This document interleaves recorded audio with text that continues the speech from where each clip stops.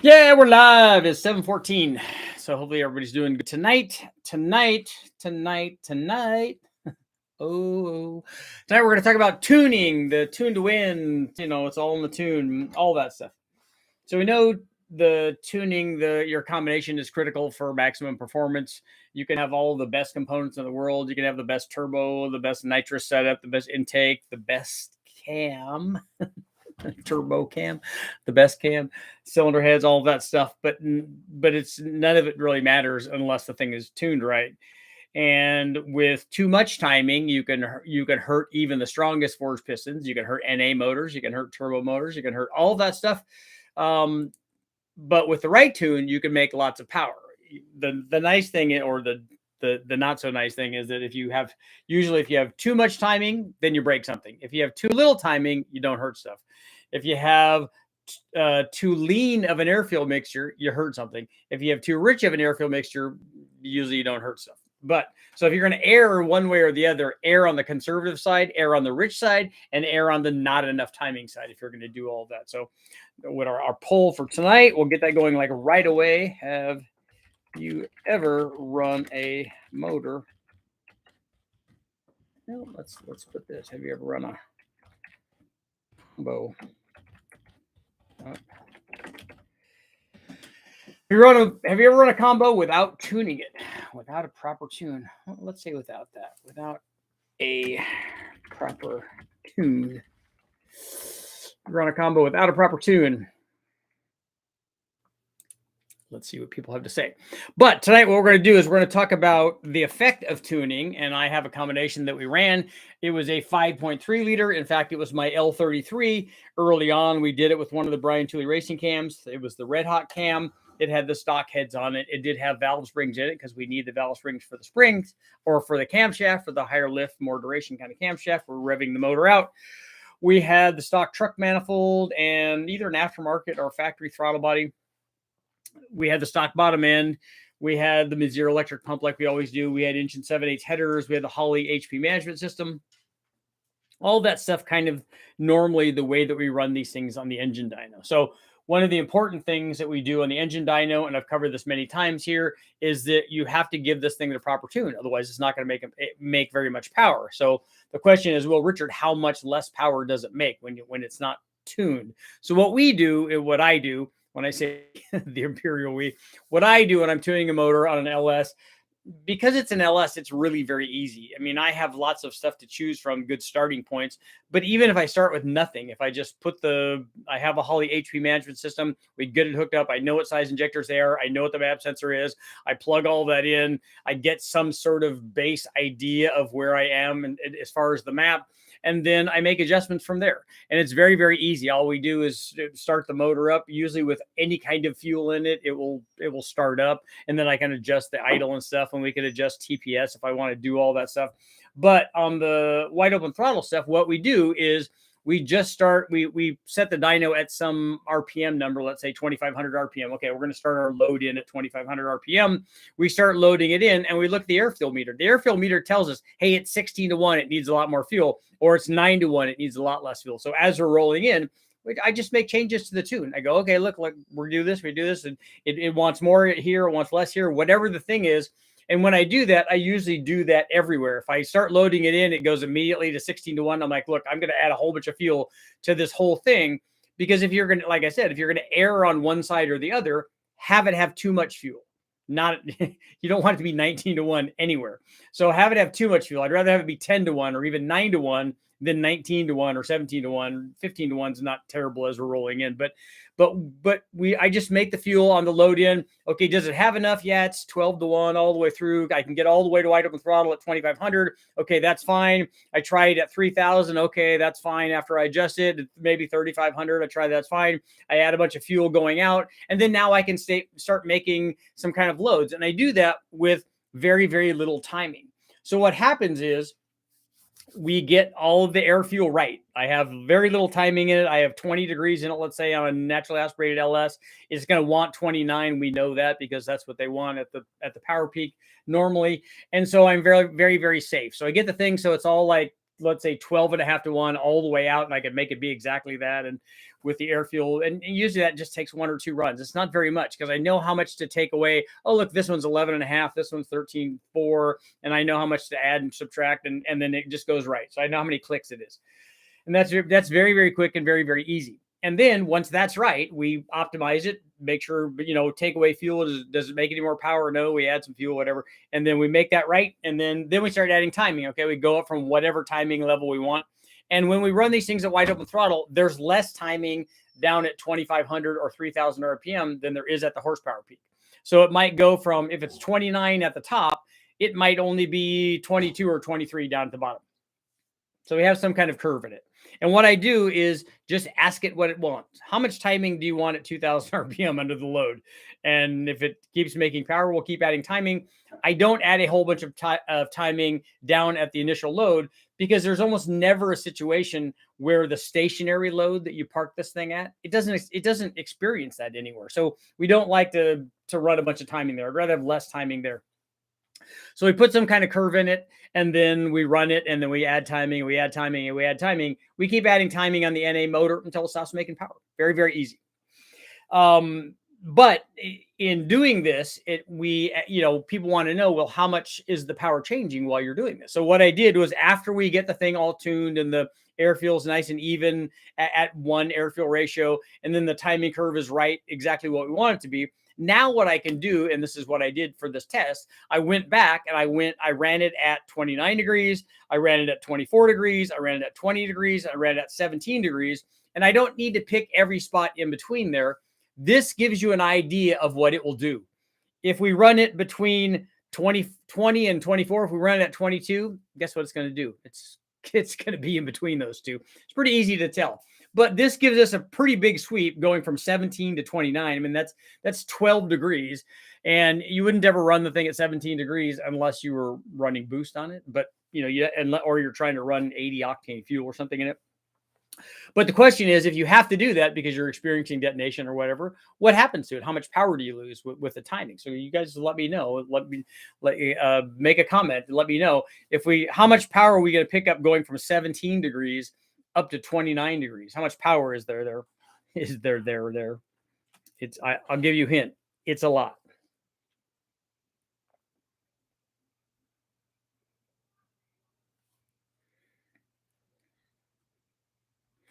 It's substantial. And then I did the same thing with air fuel. So we get the thing so that the air fuel curve is like, say, 13 to 1. And then I can also run it at 12 to 1 and 11 to 1 and 10 to 1.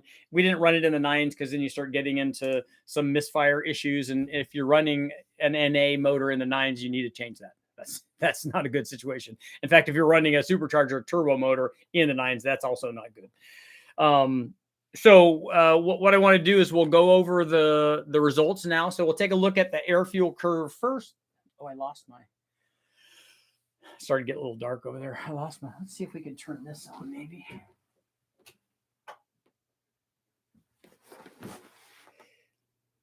That's all right. It's all right. So let's go over the results. So this is, again, 5.3 L33 headers, the Brian Tooley Racing red hot camshaft. And what we did was we ran it. We'll start out with how much this thing made 453 horsepower and 414 foot-pounds. Wrecking yard 5.3 with a cam in it, had springs in it, had headers on it. And so at 13 to 1, it made 453 horsepower. When we dropped that down to full air fuel point everywhere, and it might have been 12.9 instead of 13 or whatever, but what we did was take away 1 air fuel point. So it was in the very low 13s. Now it's in the low 12s. So it went from 453 horsepower and 414 foot-pounds of torque to 452 horsepower and 412 foot-pounds of torque. I talk about this a lot, that some combinations are not receptive or influenced very much by changes in air fuel. This is a perfect example. It lost 1 horsepower and 2 foot-pounds of torque. So it's hardly even measurable changing that much air fuel. So we like to run it on the safer side. So I'd rather be in the 12s than in the 13s in this thing. And then we went from the 12s down to the 11s. And here again, and this was actually, it was mid 12s and then mid 11s. So in the 11s, this thing made 450 horsepower, and 410 foot-pounds of torque. So again, we're not losing hardly any power. In fact, on the air-fuel ratio change, really the only big change, only reasonable change came when we put the thing in the tens. When we were running this naturally aspirated motor in the tens, it went down to 441 horsepower and 400 foot-pounds of torque. So then we lost 10 or 12 horsepower and 10 or 12 foot-pounds of torque, going from the very low 13s to the 10s. So that's a big spread. So that's 3 air fuel points. So it tells you that, hey, look, when it comes to air fuel ratio, if you have it close, it's going to work. Anywhere in there is fine. You know, I get people telling me all the time, oh, that says 10.8 or that says 11.8 or whatever. Oh, there's 20 horsepower there. I'm like, no, there's not. Not in changes in air fuel. There's just not that kind of power. There's certainly not on this combination. But we did see, and if you want, you know, big changes in power, you should look at timing because that's where the power is going to be. So we ran this thing at 29 degrees of timing and the right air fuel. And this thing made 452, 453 horsepower, 414 foot-pounds of torque. And then we dropped it down to 29 degrees. So we dropped it 5 degrees of timing. So it's a pretty good bit of timing. And it dropped it down by 11 horsepower, 441 horsepower, 406 foot-pounds. So not a ton. But when we dropped it down to 20 degrees, 419 horsepower. So now we dropped 20 from the 24 degrees, but more than 30 horsepower from where it wanted to be at 29 degrees. So 419 horsepower, 394 foot-pounds. And then another big drop down at 17 degrees. When we ran this thing at 17 degrees, it made 397 horsepower and 378 foot-pounds. So the change between 17 degrees and 29 degrees, which is where the thing wanted to run, you're talking about 55 horsepower. And sweeping this thing through the air fuel was 10 or 12.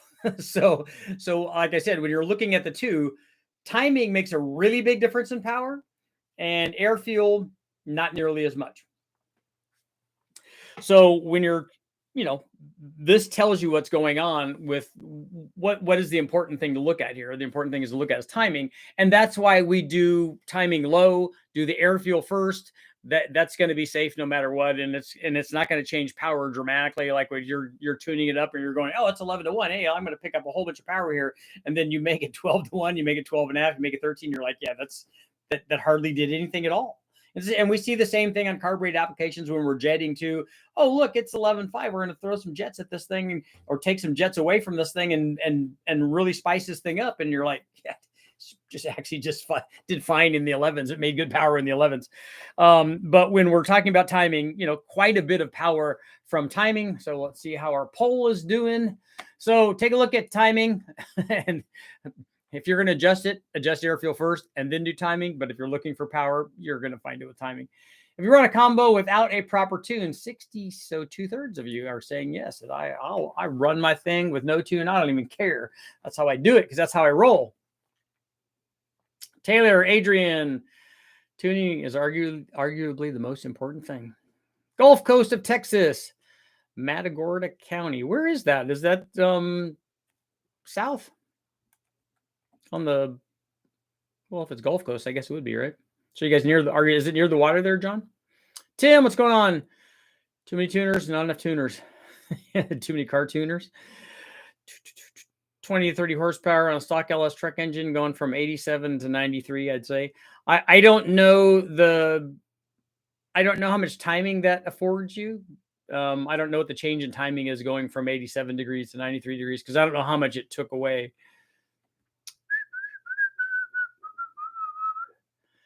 I like a little low side timing, even with nitrous. Yeah, we take away 4 degrees per 100 when we do that. Todd, you guys get together? That's good. I'm glad you did. Good talk on engine tuning, car tuning. Bradley, there's no topic. So anybody that wants to ask any question, it doesn't have to be about tuning. That was just my discussion at the beginning. We're past that now. It's question and answer. Ask whatever you want about whatever you want. Australia scored a set of 706 heads for cheap. Turns out they're Castec ones. Is it worth the risk using them or still just port them. Yeah, I have never had a cylinder head of any kind on an LS ever go bad on me. We have even run cracked ones without any problem at all. So that hasn't been an issue. I think at least one of the 706 heads that we ran on the Big Bang motor was the early 706 heads. Does every factory tune count as not proper, way too conservative? No, actually they don't. Most of them are, and by design, but coyotes that come from the factory basically run on the knock sensor. So they try to maximize timing and performance if they can, and if they can't, then they use the knock sensors to trim it away.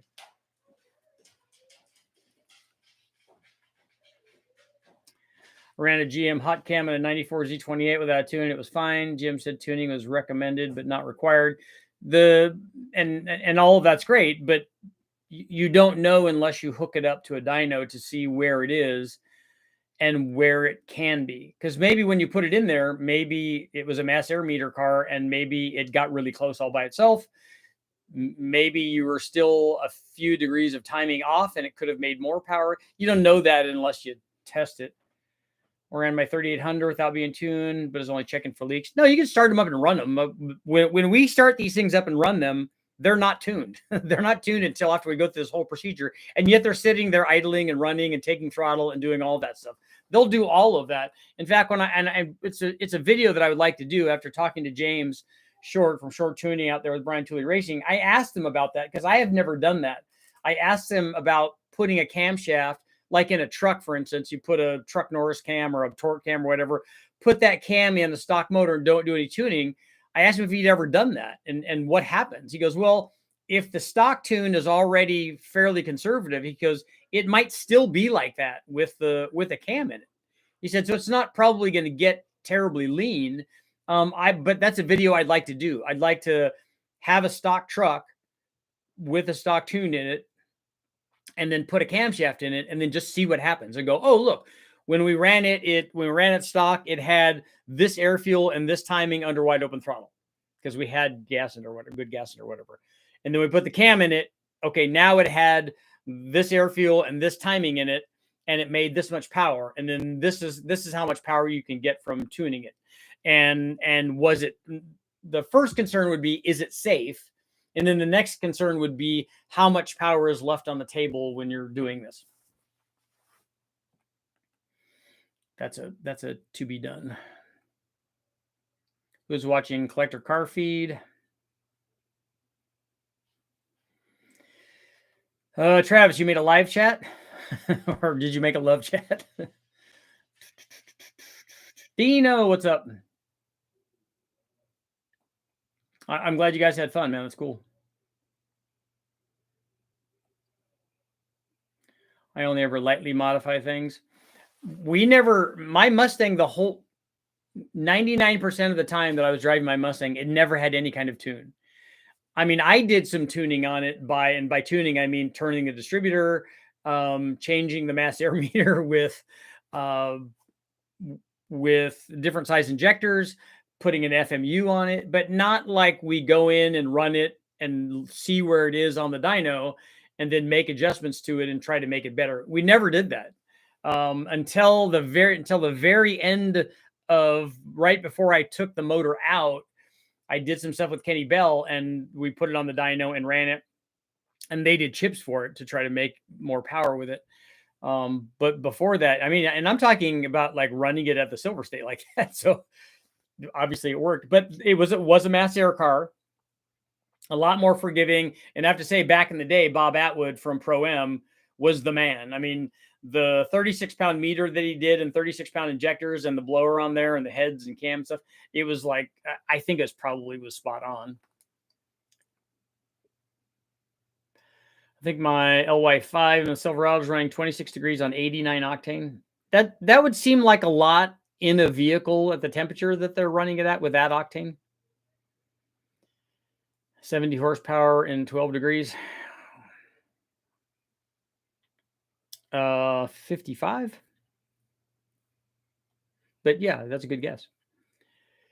Ran early Skyline with an RB30. That turbocharged into tune, just turned the distributor back a few degrees and ran high octane fuel. There you go.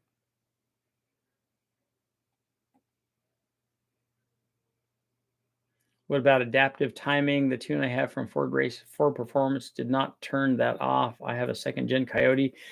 What do you mean by adaptive timing? What is it adjusting timing based on? Like I said, the factory Coyotes and especially the later ones have really aggressive timing curve. They're trying to maximize power, and they will do that right up to detonation. I thought 14.7 was the ideal. It is under cruise. And actually, you get better fuel mileage if it's leaner than that. But that's just a stoichiometric value of gasoline. That doesn't mean you don't run that for power, though.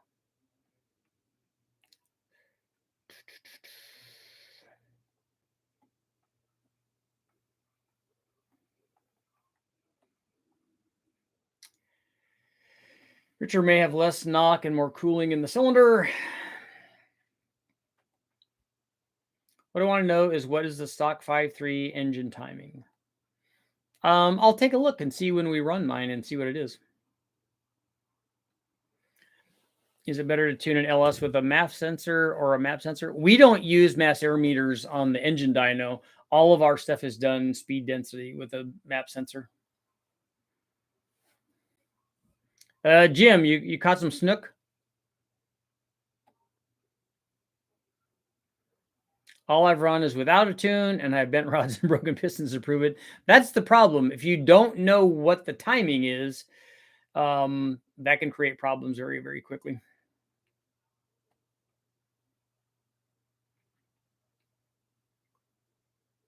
I'm in South Texas. I have a 95 Z28 and it overheats. Reach out to me. So Hector wants one of you guys to reach out to him.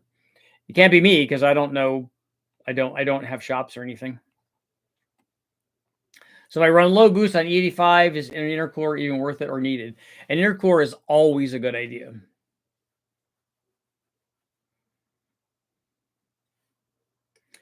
Ray, you won't necessarily have a check engine light unless it's usually I don't think it will monitor that under wide open throttle. I think only under if you have misfire and stuff under closed loop. Having issues trying to do a base tune on E38 with HP tuners. I'm rich down low at idle and low RPM. The rest is pretty close above idle. I remove VVE numbers and it gets richer. What do I do? Does anybody have any help for Travis? Don't use the truck for that. I'm not going to use my truck for that. But if we go back to Brian Tooley, which is back in Kentucky, they might have something out there.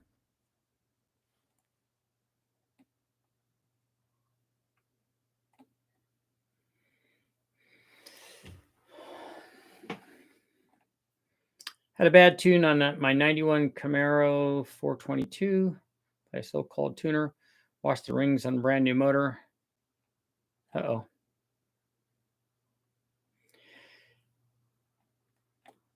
I'm in Jacksonville, Florida. There's got to be guys down there, right?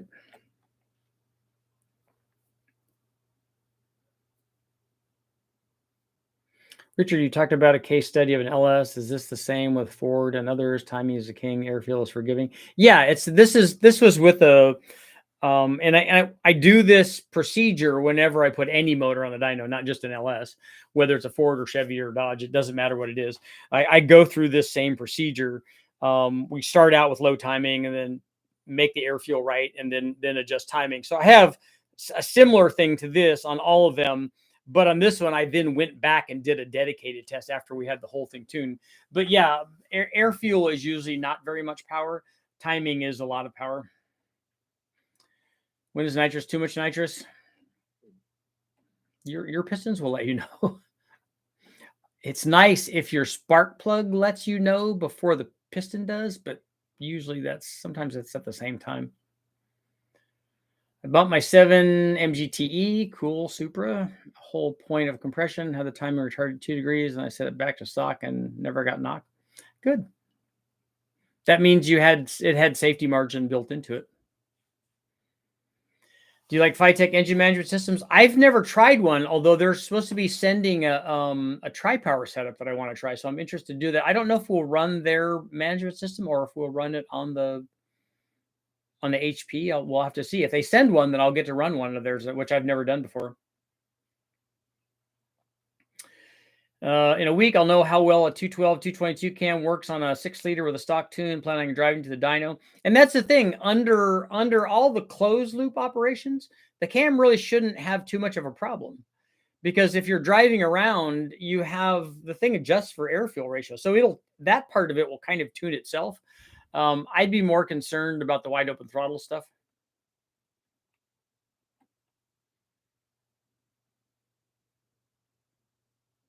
If I watch it on a tuner, timing goes from 15 to 50. Ray, what is that on?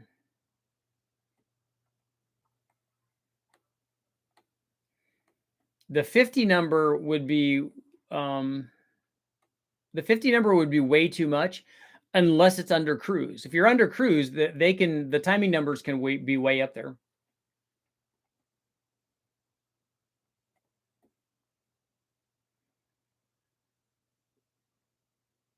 Can you, or do you have a video going over how to do speed density tuning using HP tuners? No, I don't do factory stuff. I don't have any experience with using HP tuners. I only use aftermarket stuff on the engine dyno. Did you figure out what was wrong with the M90 supercharger? There was nothing wrong with the supercharger. I think it's a ground issue with the truck. For you personally, is it easier to tune an LS or an LT with gas direct injection? I've only ever been involved in the tuning of a Gen 5 motor once, and Eric really did all of it. So because we didn't tune it with a Holly, we tuned it with a factory ECU, I think, because this was an L83. And he got it to run as a speed density, which was interesting. Otherwise, it's a mass air deal. And also, it takes a long time to reflash everything on the factory computer. I'm hoping we can run that with an aftermarket deal, and then I could do some tuning on it. So the answer to your question is way easier for me to tune an LS than an LT because I can't really tune an LT. Jim, you caught 7, only kept 3 of them. There were 3 of us. Good.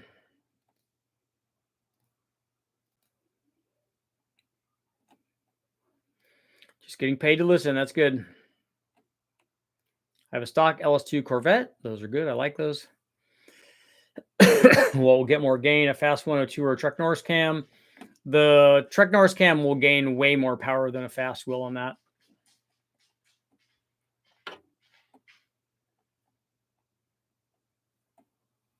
Will there ever be a time when the small block Chevy will never be relevant?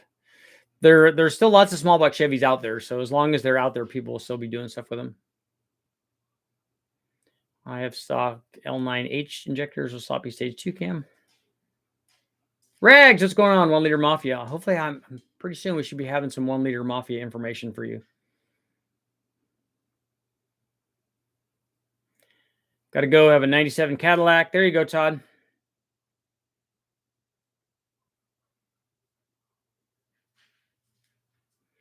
Has anyone done a back-to-back test on a motor with 100,000+ miles before and after with a dingle ball hone, sealed crate motor? Racers ask. Yes, it doesn't do any. It doesn't make any more power. I did a complete rebuild on I've done this a couple of times. I've done it on LS motors, and I did it on a 4.6. Actually, did it on a small block Chevy on a DZ302, and then I did it also on the 462 valve, and then also on an LS. And it made no more power after we did that.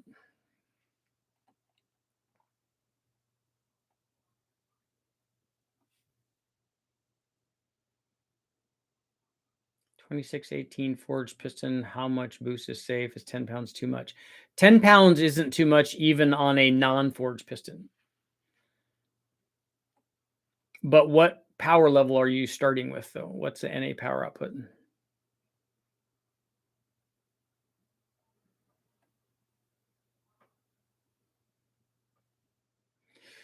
John, you got some cool projects there.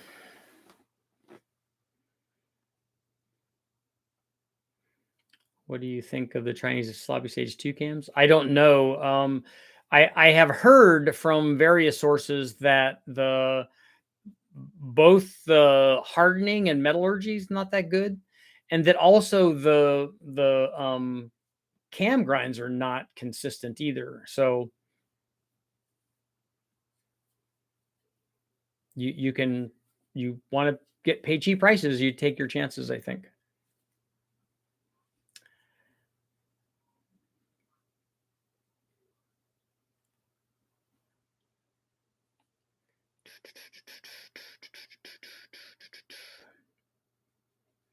Currently running a stock small block Ford 5 liter, 15 pounds, 18 degrees of timing, E50 fuel, air to air intercooler, made 450 rear wheel horsepower.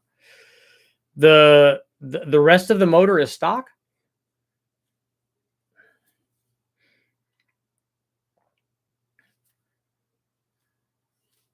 That actually seems like a lot of horsepower for an otherwise stock motor for a 5 liter.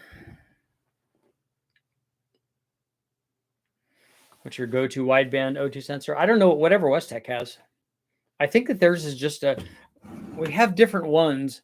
Is theirs an ETOS maybe or something? And then the Holly, but they might use NTK sensors for that.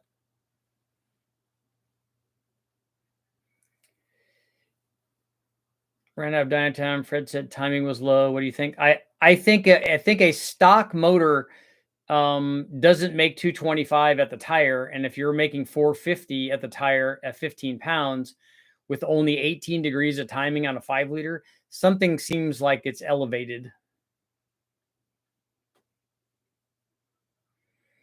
Is there any way to make E85 fuel efficient? Are you upset that because you don't get good fuel mileage because of the caloric content of E85? Will running a higher stall converter make my roots live longer to race another day? Generally speaking, no. It would be the opposite of that. Gas crank, I-beam rods, 383, small block Chevy, burnout play toy. Well, you're the longevity of your blower is not going to be because of your cruising speed.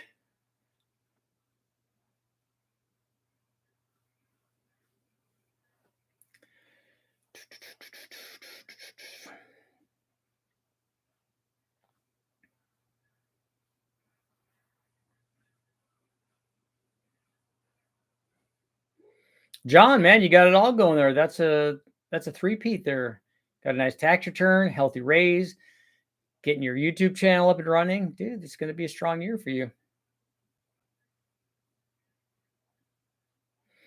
Overbuilt. 2017 Coyote runs great. Ford Performance Stage 3 kit. Ford Performance tune. I have the ability to mess with the tune via the dongle. Supposed to be 93 octane, but runs smoother on E85. That tells you that it's probably tickling the knock sensor.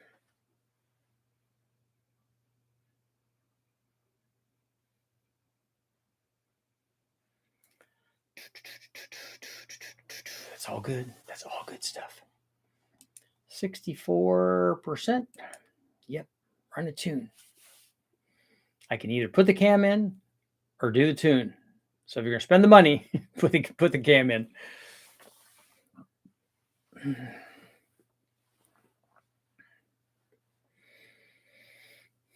Why are knock sensors so ticklish? Let's go to live chat. Let's get crazy tonight. Getting all cray.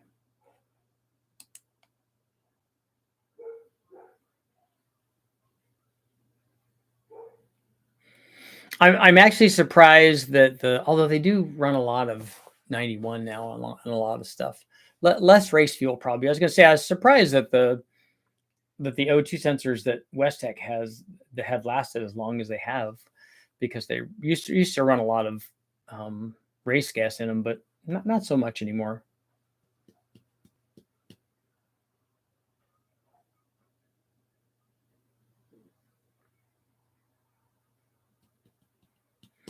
Playing with the E85 now, everyone says 30%. That's only if you're at the true E85, mix it with 93 octane at E50. You only need 20% more fuel.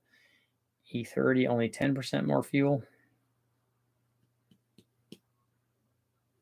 So you're gonna change your name, Overbuilt?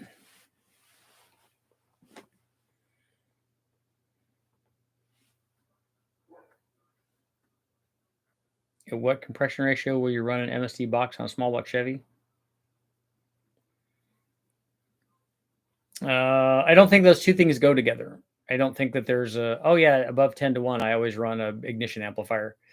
It's going to depend on a lot of things. It's going to depend. What gap are you running on your plugs? You might not have to run an ignition amplifier at all. What is the output of your coil? What kind of distributor are you running, and what kind of coil energy are you providing that? What spark plugs are they, and what's your gap? Like I said, if you bring the gap down, it's not going to misfire. We know that because we run tight gaps on boosted stuff.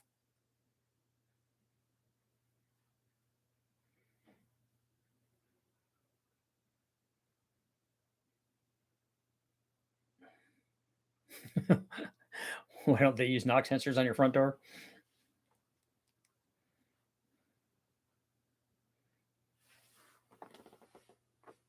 Makes me think you work on Toyota engines. For me, it doesn't matter if I'm E85 or 93. I still go through a tank of gas in no time. That's mostly, yeah, for most of us, that's a driving thing.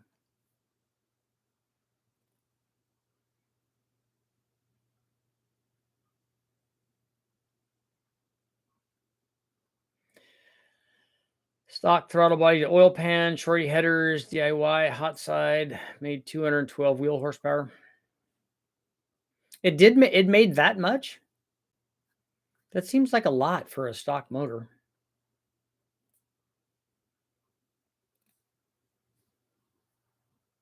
But if it made 212, then 450 seems closer to being accurate, especially on E85. But that timing value seems low. That's a lot lower than 15 pounds. On E85, we would run more timing than that.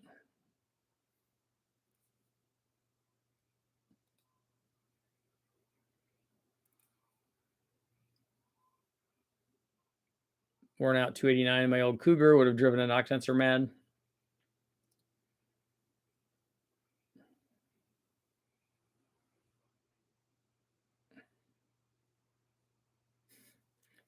Damn, they have sensors for that?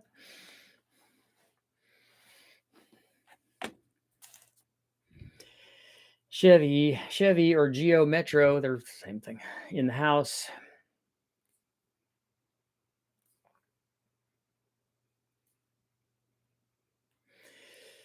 Good evening, gentlemen. And I use the term loosely. If by proper tune, we mean not dyno tuned, then yes. But I've never built something and then ran it hard knowing it's lean, or probably that it had too much timing. I'll video the startup. Yeah. I mean, since we can start a motor up and run it on brake clean or WD-40 or any of these things, all you have to do is if the injectors will spray some fuel in there, just like when we squirt the thing with a carburetor, and it all works.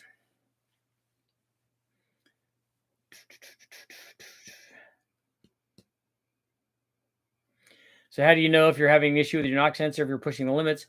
You would get knock counts. Your knock sensors would tell your computer would tell you that the knock sensors are activating.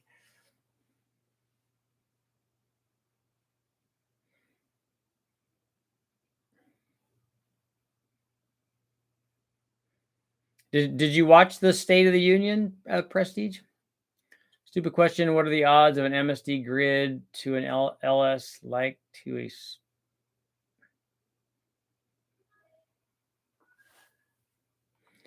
a... Mikey, I don't know what you're asking. Are you asking if you can use a grid on both of these motors? Does anybody know a tuner in the Sacramento area? 540 big block, F2 Pro Charger, E85, blew through carb, getting misfire at 6,700, 78 pounds. Can't figure it out. What is the plug gap? How much plug gap do you have? My ears are the knock sensors. Yeah. I remember a guy coming in. I remember being down at the dyno at Steve. So shout out to Steve, a powertrain. Steve and Annette, awesome people. I remember being down there and somebody came, brought a car in, and Steve was going to run it on the chassis dyno, and he was going to do some tuning on it. And the Steve got in the throttle and immediately backed out of it. And I'm like, wow, that's I haven't heard audible detonation like that. The guy's like, it's been doing that for a long time, man. I've been driving around all over. I can't believe how noisy that is. I'm like, it made that noise and you keep doing that? Yeah, I just drive around all the time. I'm like, Steve and I are just shaking our head. I'm like, how is that thing still alive? Lots of detonation. Got my new tires on the Mustang, 245, 55, 16s. Nice.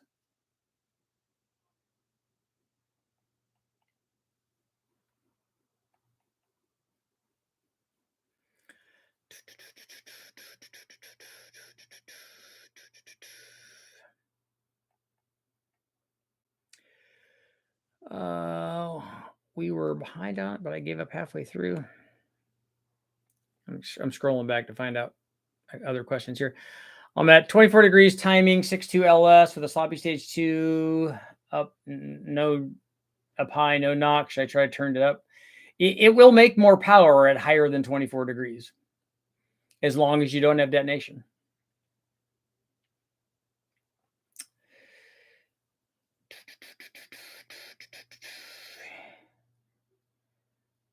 Alan, what is going to be your opening channel video? The startup thing? If my car rattles like a spray can. No, that's fine. I'm assuming the answer is yes, but can you idle an engine without the external wastegate boost lines installed open to have? Yeah, it doesn't matter. It won't be open if you don't have a wastegate line to it. The spring's going to hold the wastegate closed. And idling is not going to build boost or anything. So the wastegate's not going to be doing anything.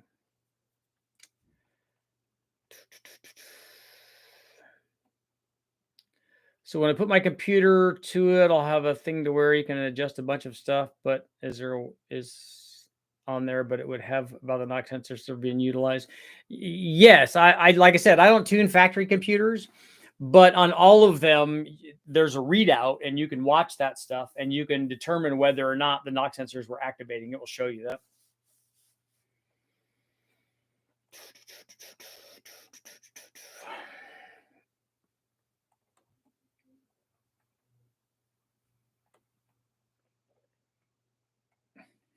Yeah, that's good, Dan. I've never heard it put that way.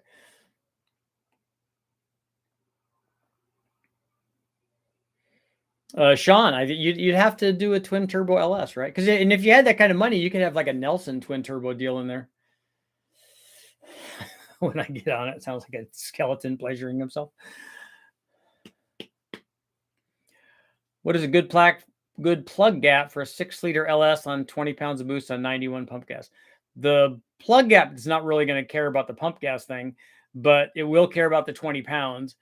And it's not going to have very much timing, which actually makes life much harder on the plug gap. So we like to have plug gap in the teens for something like that, 18 or 19.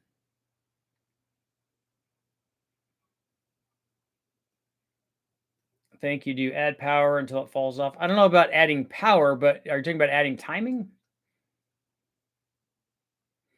Is there a knock sensor that can be added to a small block Ford? There probably is, but knock sensors are, and I think Dan said this earlier too, knock sensors are tuned to a specific frequency. So a knock sensor might not be a viable thing depending on the other frequencies that are happening on your motor. How much nitrous can you run on a 1.25 compression height JE forged piston? Here's what I'll tell you. I don't know what the answer to that is. There's no, how much nitrous can you run? I thought it was boost. I don't know. We've run 300 shots on stock cast pistons. So as long as the tune is right, it seemed to be okay with that. Go for a twin turbo big block powered Ford front wheel drive Lincoln limo with the rear drives driven by electric motors. All right.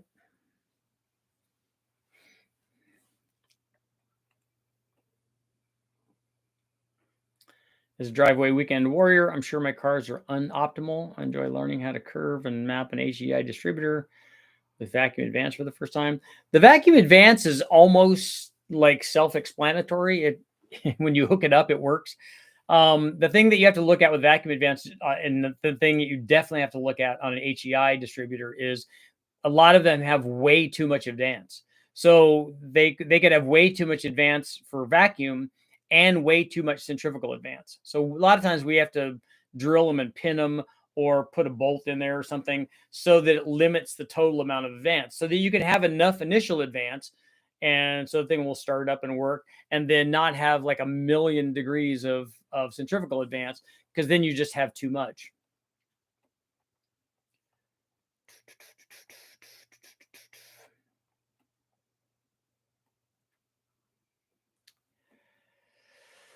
I need to use large injectors to make the power I want in my LS twin turbo, circa 1500, 2000 cc's. It's going to be difficult to tune at low RPM, or has injector tech improved?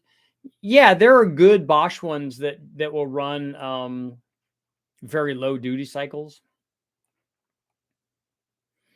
And the more powerful and bigger the motor is that you're trying to do that with, the easier it is for idling at bigger injector sizes. Sometimes if guys get to too much power, then you have to look at maybe doing dual injectors so that you can idle it on the smaller ones.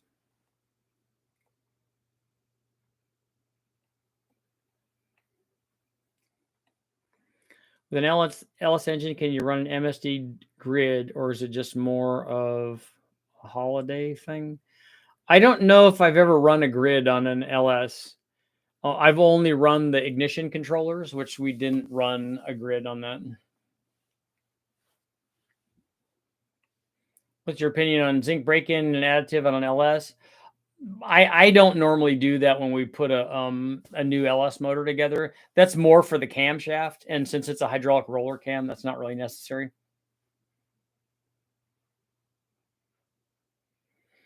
What is the range they're supposed to be in, or they're just not supposed to be on at all?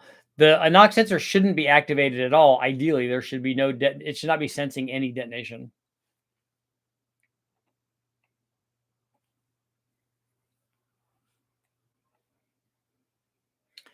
I've run 7 psi on factory gaps.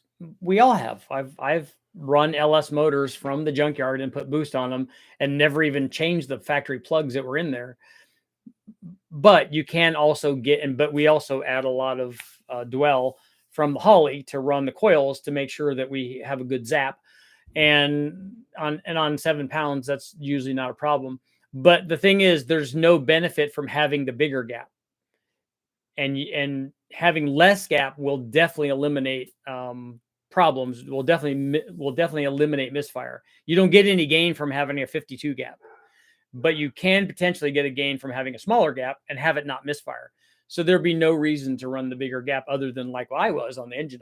We were just too lazy to even put it in there, or I forgot, or whatever the deal was.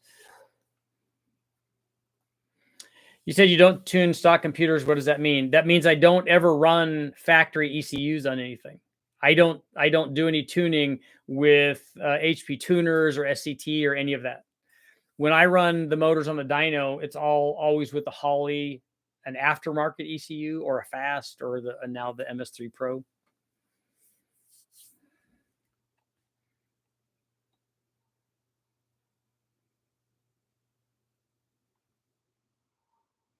I did the math on E85 in my area. Basically, E50 is paying the same amount of money but getting more octane. E30 is getting more octane for less money. E30 is 96. E50 is 100.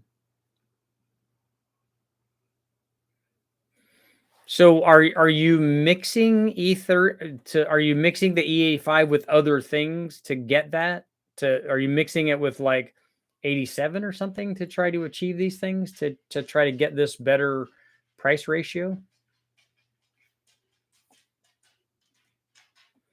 I think I'd want my presidential limo powered by an LSV12 with 4 turbos. That'd be good.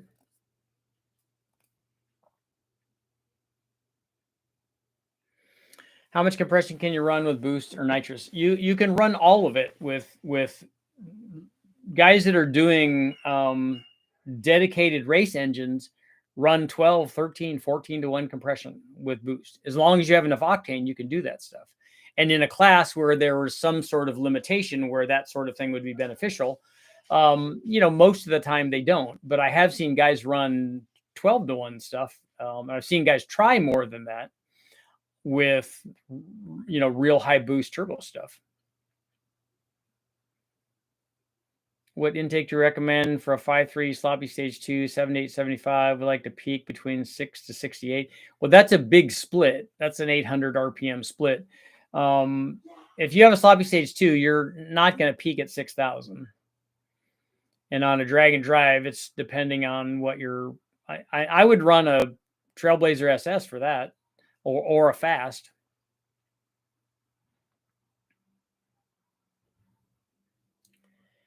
Every once in a while, I hear a little bit of a rattle, but I was thinking maybe this is my injector.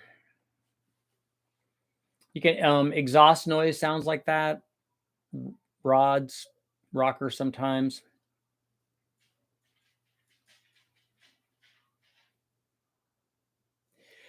How do you guys get away with locking a distributor at high timing advance? Wouldn't it be hard on detonation after red line? Oh, under red line. Yeah, particularly they want less timing down low is when that thing's going to knock. If you have 29 degrees at 6,500 RPM, for instance, on an LS, that's okay. But if you have 29 degrees, like you had a distributor in at 29 degrees at 2,000 RPM, that's going to create a problem.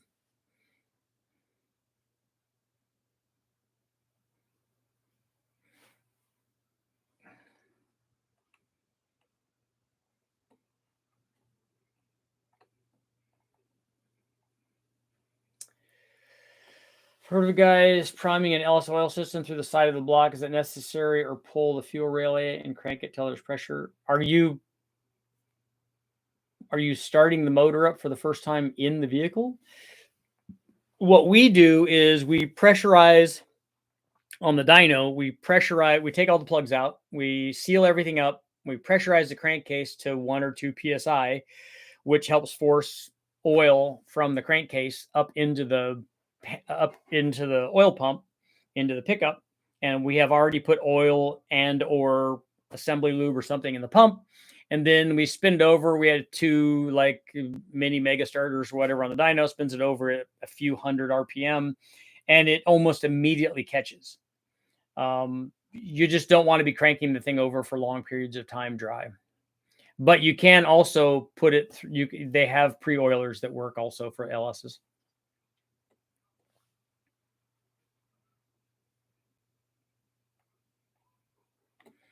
Do all the programs you use show injector pulse width or just mega squirt? No, all of them show that. They show pulse width and duty cycle. At least the Holly does that I use.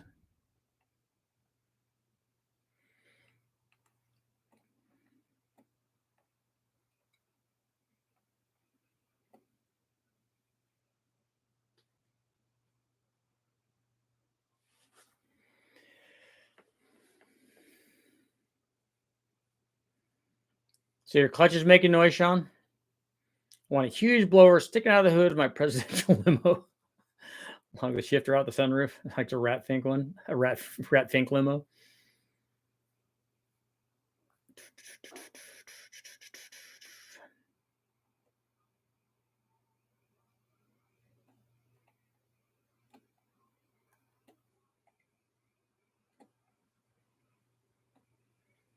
First startup is a complete rebuilt from the machine shop. Okay.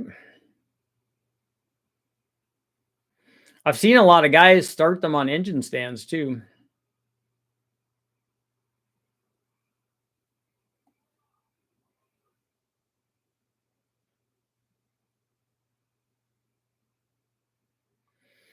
I was just watching one of your old E85 versus gas videos. A guy on Facebook claims he increased 120 horsepower with E85 only.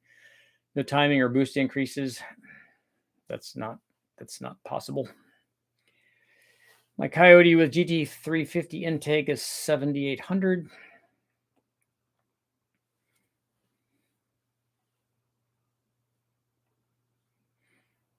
Yeah, you don't want. You want baby moons on it. You don't want spinners on it, Dan. with stacks and lacquer pipes.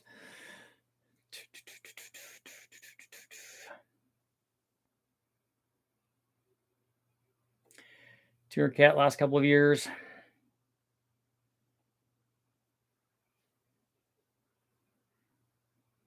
Yeah, the E85 says from 50 on up, I think, is what it says on the California pumps. Do they make an oiler for the turbo so you don't have to go into your motor? What I do is I always take, we have an oil can, looks like the one from the Wizard of Oz for the Tin Man, kind of like that. It's just a little squirter, and I always put either in the feed line that we have going to the turbo or just directly into the fitting. I put oil in that, and while I'm doing that, I spin the impeller just so that there's oil in there during startup. So when the exhaust hits it and spins the impeller, that it's not doing that dry. I want there to be some oil in there.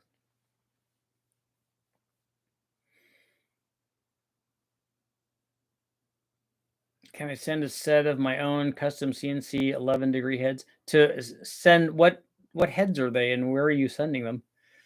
Like a separate system? You can rig up a separate system if you want to do that for your turbo. My stock bottom end Gen 2 LT1 makes 335 wheel horsepower. So is it a ported heads cam kind of thing? More compression or less compression? I'm trying to get the max horsepower. You're probably not trying to get the maximum horsepower out of your stock bottom end 6-liter. What size turbos do you have? And then how much power are you trying to make? Because my guess is if you're talking about compression, you're worrying about the wrong thing.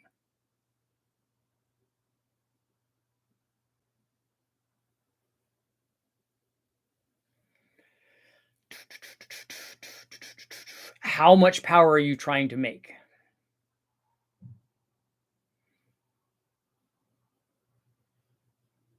I'm also teamed up with UEM.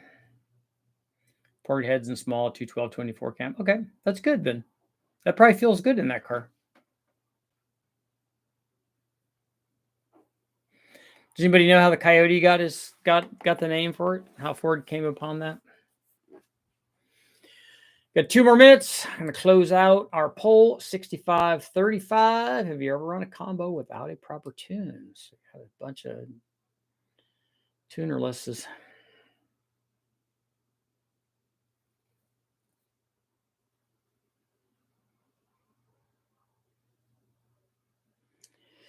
TJ, you already know. I've also teamed up with UEM. Is that something I'm supposed to remember?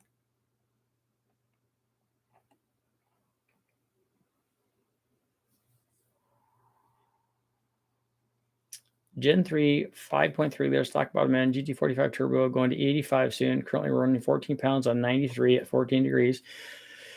The Matt Happel 1414, what a safe to run on E85. It's going to want to make power up at 20 or 22.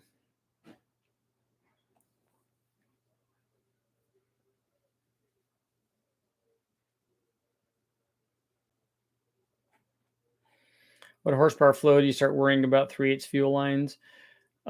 Since we've made near 1,000 horsepower with 5/16 fuel rails, I don't 3/8. I'm not really that concerned with it. Maybe with earlier with a carb than an EFI, because the EFI has so much more pressure and has more flow. So the carb, I don't know where I worry about that. Did you just AI generated the blower presidential limo? How do I need to learn how to do that? I need to be one with AI, so when they take over, that they know that I'm a good guy. They or it or whatever. I don't know what AI's pronouns are. 2 motors are going to dyno in Canada. Okay.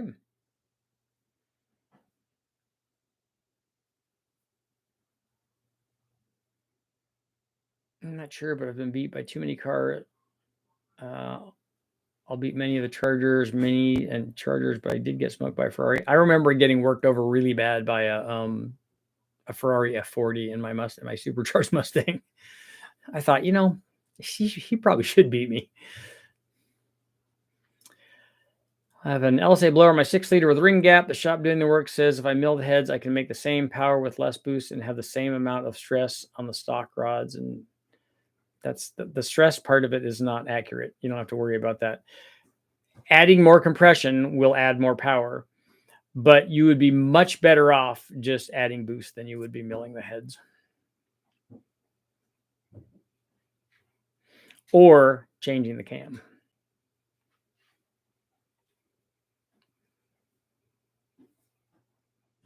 Do you have any certain break-in procedures? We do for the dyno. The dyno has computer controlled break-in sequence.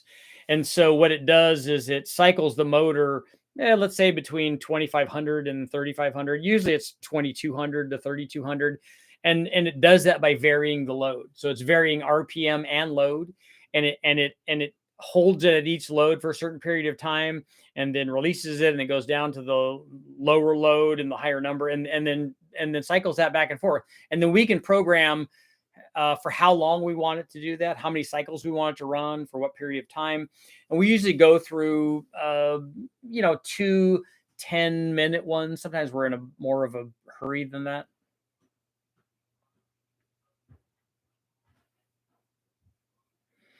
Don't know what you that's good, Sean. That's the points for that. I don't know what you mean by thoughts. Got no idea what question that is. My 74 car had a 1/2 inch from the factory 2V 351 Cleveland 4-barrel. Skynet. Skynet was. Everybody knows that's coming.